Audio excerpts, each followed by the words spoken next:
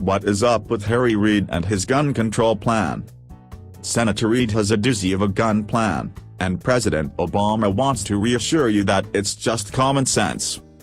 Obama said that opponents of some of those common sense laws have ginned up fears among responsible gun owners.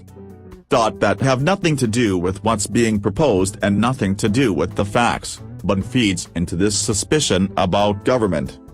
America's founders' fathers were the first to have this suspicion of government, and that's part of the reason why they made certain that the Second Amendment protected our right to keep and bear arms.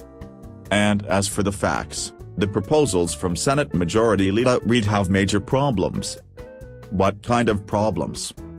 It effectively puts a new tax on selling or giving away a firearm.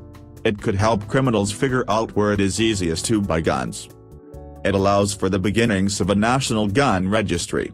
It makes a missing firearm a ticket to 5 years in prison. This is a means to making people decide it's not worth owning a gun.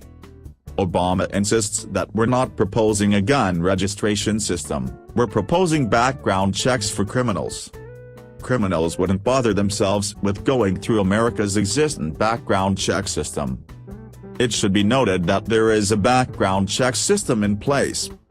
The loose language of Harry's bill could be construed to allow the Department of Justice itself, or another agency specified by the Attorney General, to keep centralized records of who received what guns and where, by sale or gift from one individual to another. There will be a backlash to these laws and regulations. One farm actively now encourages its customers to open carry at its tree farm. Really? Yes, they offer a 10% discount on trees if you open carry. And also have a hunter access program to encourage gun rights and use. What is their website? HighlandHillFarm.com. They sell screening and buffering trees and shrubs.